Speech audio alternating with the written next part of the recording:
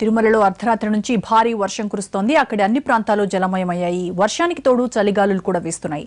శ్రీవారి దర్శనార్థం తిరుమల వస్తున్న భక్తులు తీవ్ర ఇబ్బందులు పడుతున్నారు. వేకువజామున శ్రీవారి ఆలయంలో జరిగే ఆర్జిత సేవల్లో పాల్గొనాలనుకున్న భక్తుల ఆనందం ఆవిరైంది. గదులు పొందిన చాలా మంది భక్తులు వర్షానికి బయటకు రాలేకపోయారు.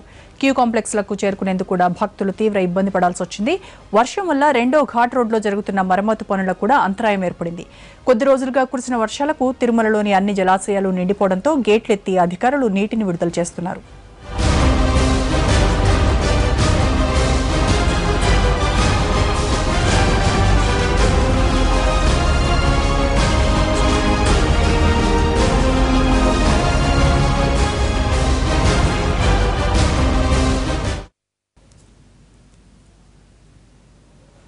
పాతికేళ్ల తర్వాత కళ్యాణి డ్యాంలో నీటి మట్టం పూర్తి స్థాయికి చేరింది. దీంతో నీటిని దిగువకు వదిలేందుకు సిద్ధమవుతున్నారు అధికారులు. పూర్తి వివరాలు మా ప్రతినిధి మోహన్ అందిస్తారు.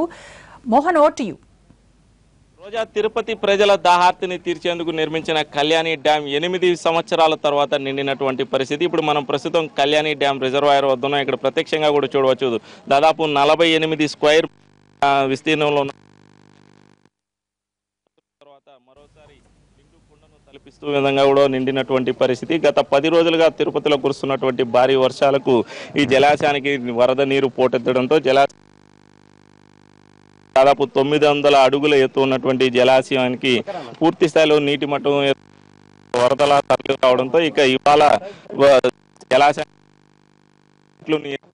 ప్రాంతానికి నీటిని వదిలేటటువంటి పరిస్థితి ఉంది.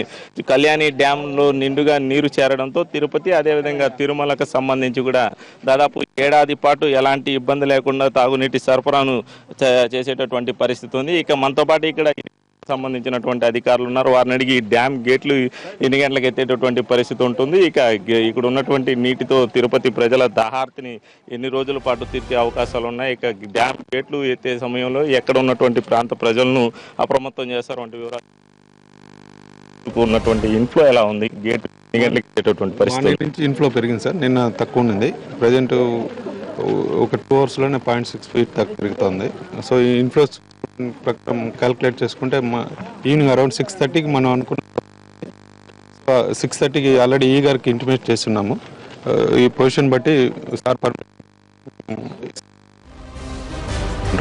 ఆ గేట్ లిఫ్టింగ్ వచ్చేసి ప్రస్తుతం ఇన్ఫ్లో అయితే ఒక గేట్కి సరిపోతుంది. ఒక గేట్ లిఫ్ట్ చేస్తే మళ్ళీ ఎవ్రీ 1 అవర్కి ఇన్ఫ్లో ఆ విధంగా ఎత్తే ఛాన్స్ ఉందండి. ప్రస్తుతం ఈ కెపాసిటీతో మనకు ఈజీగా ఒక 2 years వరకు ఇబ్బంది లేకుండా డ్రింకింగ్ వాటర్ సప్లై అవుతుందండి.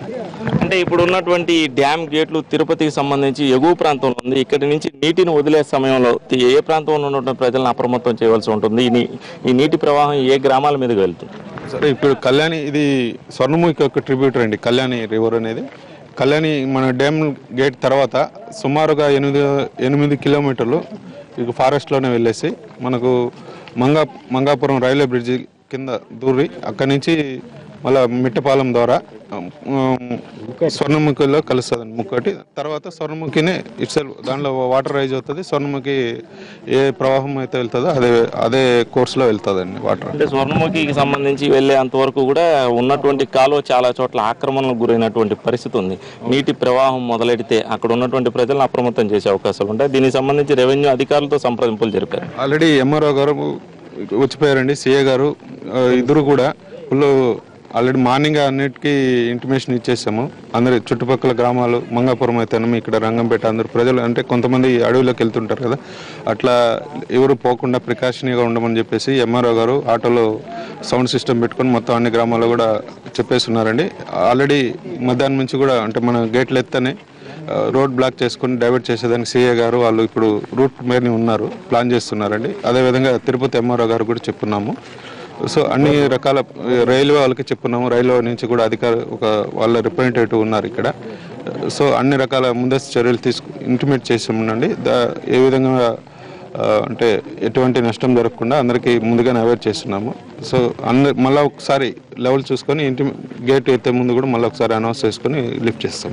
కళ్యాణి డ్యాం పూర్తి నీటి సామర్థ్యం మట్టం 900 అడుగులు. మరి కాసేపట్లో కూడా పూర్తి సామర్థ్యానికి చేరుకునేటటువంటి అవకాశాలు ఉన్నాయి. ఈ నేపథ్యంలో ఈ గేట్లకు సంబంధించి కూడా సాయంత్రం 6 గంటల తర్వాత ఎత్తేటటువంటి అవకాశాలు ఉంటాయి. దీంతో ఈ నీటి ప్రవాహం వెళ్ళేటటువంటి గ్రామాల ప్రజలను కూడా ఇప్పటికే అప్రమత్తం చేశారు. రెవెన్యూతో పాటు రైల్వే, పోలీస్ అని సంబంధించి అన్ని ప్రభుత్వ సంబంధించినటువంటి శాఖలను సమన్వయం చేసుకుంటూ ముందస్తుగా కూడా ప్రజలను అప్రమత్తం చేశాం. ఈ నీటి ప్రవాహం వదిలిన తర్వాత వెళ్ళేటటువంటి ప్రాంతాల్లో ప్రజలకు ఎలాంటి ఇబ్బందులు గురి కాకుండా ఉండేది కూడా పూర్తి స్థాయిలో జాగ్రత్తలు తీసుకున్నాము.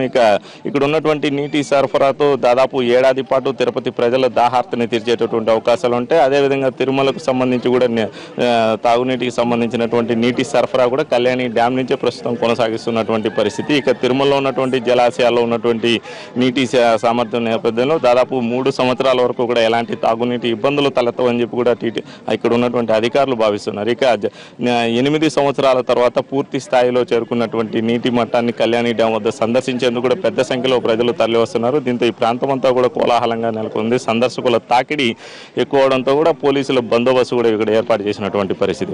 హైదరాబాద్ స్టూడియో.